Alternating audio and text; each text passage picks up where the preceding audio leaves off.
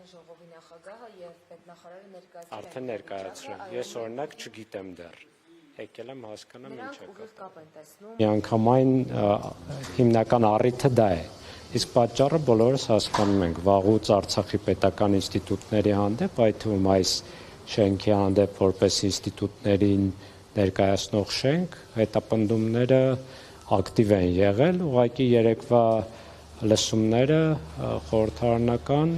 լրացուցիչ առիթ են եղել, որ պետք է նոր խուզարկություններ լինեն։ Բայց այս հայտնի չէ ինչ քրեական բարիքի։ Ոչ։ Պարոն Բեգլարյան ավելի վաղ դատախազություններ, շենքի հետ կապված ինչ-որ պահանջներ ներկայացրել, որ պետք է բնականացվեր։ Հիմա ասացես ինչ ճակատագիր է սպասում Արցախի ներկայացության շենքին, ի վերջո կհասնեն այդ Բեռնային։ Եթե բավարար հանրային ճնշում չլինի, այսինքն խանգարող հանգամանք չլինի, իհարկե կհասնեն։ Չեք տեսնում, որ իրենք ինչ Վարչապետը խոսեց շատ կոնկրետ, որ Լեռնային Ղարաբաղ վերադարձի հարցը պետք է փակվի եւ հստակ առաջարկ արեց նաեւ Ադրբեջանին հրաժարվել Արևմտյան Ադրբեջան եզրույթից եւ նաեւ հրաժարվում ենք Լեռնային Ղարաբաղ վերադարձ գաղափարից եւ այսօր արդեն խուզարկություն է այստեղ։ Գտնում եք կապ կա այս ամեն ինչի։ Կարող է կապ լինել, իսկ Արցախի ժողովրդի վերադարձի իրավունքից հրաժարվողը չի կարող լինել Նիկոլ Փաշինյանը կամ ՀՀ վարչապետը, Արցախի ժողովուրդը պետք է որոշի վերադառնում է, թե չի վերադառնում, այդ իրավունքի տերը։ Տվյալ պարագայում ՀՀ վարչապետը կարող է միայն Հայաստանի Հանրապետության կառավարության դիրքորոշումը ձևակերպել, որը մեզ համար խիստ անընդունելի ու ցանկալի չի, դատապարտելի է, որ Հայաստանի կառավարությունը նման դիրքորոշում ունի, ընդ որում իրավունքները վաճառքի է հանում եւ երկրորդը հավասարության նշան է դնում Արցախի ժողովրդի վերադարձի ու ադրբեջանցիների ճակերտավոր վերադարձի միջև, որտեղ որևէ եզր չկա, այսպես ասեմ, ոչ պատճառների մասով, թե ով ինչպես է լքել իր տունը, ոչ փոխհատուցումների, ոչ ժամկետների, ոչ ծավալների եւ ոչ իրավական հիմքերի առումով։ Քիչ թե շատ կարող է քննարկելի լինել, համադրելի լինել ադրբեջանահայության վերադարձը եւ Հայաստանում ապրած ադրբեջանցիների վերադարձը, բայց քիչ թե շատ, որովհետեւ ադրբեջանահայությունը բռնի գաղթել է ցեղասպանական քաղաքականության հետևանքով, Հայաստանի ադրբեջանցիները հանգիստ առանց որևէ բռնության, առանց որևէ սպառնալիքի իրենց կամքով հեռացել են Հայաստանից։ Պարոն Բեգլարյան, բայց դե որքան էլ անընդունելի լինի, որ ասում եք իշխանությունները միայն իրենց տեսակետ այսօր մենակ այդ մանդատը բանակցություններ տանելու թեկուզ արցախցիների վերադարձի հետագա ճակատագրի այդ կապված միայն իրենք փաստացի ունեն պաշտոնական բանակցություններ վարել։ Դրա համար եմ ասում, որ դատապարտելի է, բայց մանդատը իրենք չունեն։ Խնդիրն այն է, որ իրենք արդեն մանդատից են հրաժարվել։ ԵԱՀԿ Մինսկի խումբը լուծարելով հրաժարվել են, բայց այլ կերպ եթե մեկնաբանենք, օրինակ Արդարադատության միջազգային դատարանի հրամանը վերաբերում է ամբողջ միջազգային հանրությանը, այդ թվում Հայաստանին, ընդ որում Հայաստանի դիմումի հիման վրա է դա ընդունվել։ Այսինքն տվյալ դեպքում Հայաստանի Հանրապետության կառավարությունը ասում է,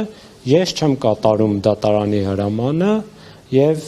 նաեւ իմ դիմումի հիման վրա ընդունված հրամանը եւ մի հատ էլ արդարացնում է ցեղասպանությունը։ Պարոն Բեգլարյան, ինձ նաեւ հետաքրքիր ներողություն ձեր տեսակետը դիրքորոշումը, եթե չեմ սխալվում, այս մասին չեք խոսել, ինչպես օրինակ վերաբերվեցիք, երբ որ Արցախի թեմի առաջնորդը հանդիպում ձեռքեր սեղմում Նիկոլ Փաշինյանին։ Դրա մասին խոսել եմ, հրապարակային գրառում եմ արել, բայց եկեք շենքի թեմային անդրադառնանք, որովհետեւ հիմա դրա համար ենք այստեղ հավաքվել։ Անդրադառնալով Նիկոլ Փաշինյանի ամեն դեպքում երեկվա հայտարարությանը, արդյոք ադրբեջանական կողմը սա կընդունի գիտություն եւ եթե ընդունի ինչ տեղի կունենա։ Իրենց հարցրեք, այսինքն միգուցե նաև պայմանավորվածության արդյունք է,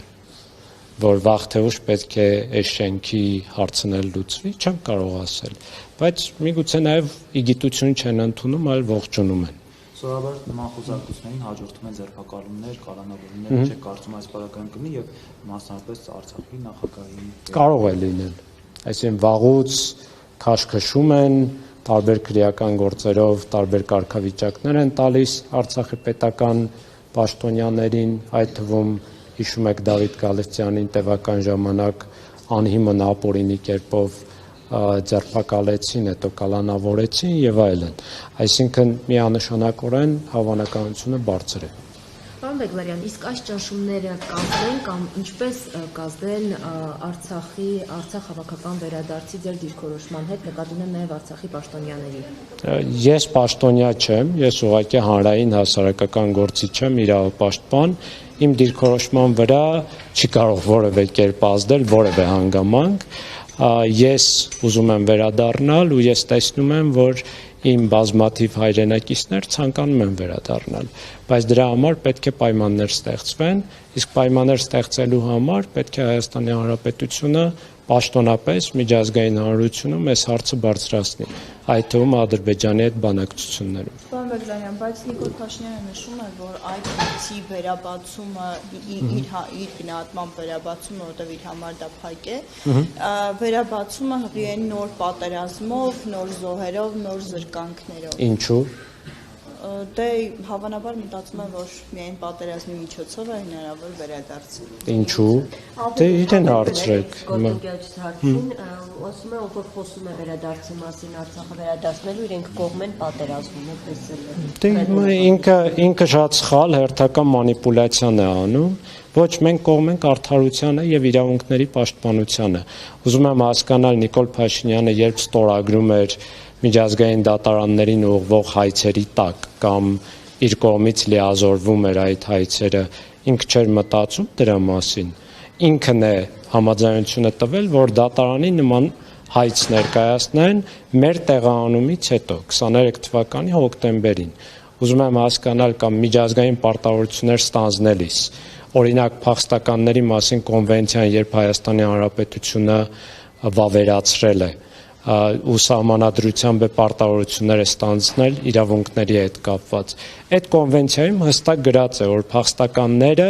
վերադառնալու իրավունք ունեն եւ հյուրընկալ պետությունը պարտավոր է առավելագույնը կատարել նրանց վերադարձի համար։ Մենք չենք ասում պատերազմեք, մենք ասում ենք քաղաքական օրակարգ բեր այդ հարցը